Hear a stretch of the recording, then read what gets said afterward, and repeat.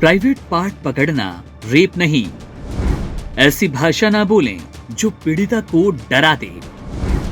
High court के फैसले पर सीजीआई फायर। इलाहाबाद हाईकोर्ट के विवादित फैसले पर सुप्रीम कोर्ट ने बेहद कड़े शब्दों में प्रतिक्रिया दी। मामला कासगंज की एक 14 साल की बच्ची से जुड़ा था, जिसमें आरोप था कि 2 युवकों ने उसका रास्ते में पीछा किया, उसके निजी अंगों को छुआ, पाजामे का नाड़ा तोड़ा और उसे पुलिया के नीचे खींचने की कोशिश की। मां जब एफआईआर कराने गई तो पुलिस ने कार्रवाई नहीं की। मजबूर होकर उसने कोर्ट का दरवाजा खटखटाया। स्थानीय अदालत ने आरोपियों पर रेप के प्रयास सहित गंभीर धाराएं लगाई, लेकिन आरोपियों ने इसे चुनौती देते हुए हाईकोर्ट में पिटीशन दायर की। हाईकोर्ट ने 19 मार्च को वो टिप्पणी की जिसने पूरे देश को स्तब्ध कर दिया। अदालत ने कहा था कि किसी लड़की के स्तनों को पकड़ लेना, पजामे का नाड़ा तोड़ना और खींचने की कोशिश करना रेप के प्रयास की श्रेणी में नहीं आता। जस्टिस राम मनोहर नारायण मिश्रा ने आरोपियों पर लगी धारा 376 और पॉक्सो की धारा 18 को हटा दिया और मामले को केवल 354 और अन्य हल्की धाराओं के तहत चलाने का आदेश दिया। हाईकोर्ट की इस राय ने न सिर्फ पीड़ित की पीड़ा को हल्का दिखाया, बल्कि ऐसे अपराधों की गंभीरता पर भी बड़ा सवाल खड़ा किया। इसी बीच ये भी सामने आया कि हाईकोर्ट के कुछ पिछले फैसलों में महिलाओं पर दोष मढ़ने वाली भाषा का इस्तेमाल किया गया। मामला सुप्रीम कोर्ट पहुंचा तो तस्वीर पूरी तरह बदल गई।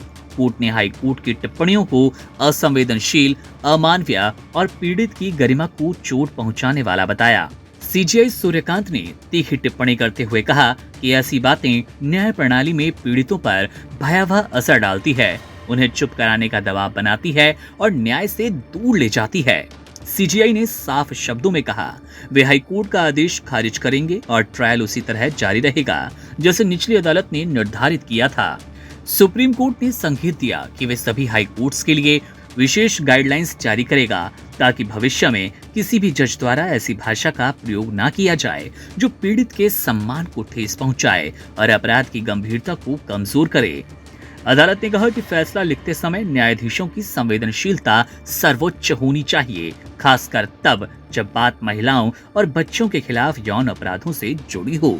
सुनवाई में यह भी बताया गया कि न सिर्फ इलाहाबाद हाई कोर्ट बल्कि कलकत्ता और राजस्थान हाई कोर्ट के कुछ फैसलों में इसी तरह की समयग्रस्त टिप्पणियां सामने आती रही।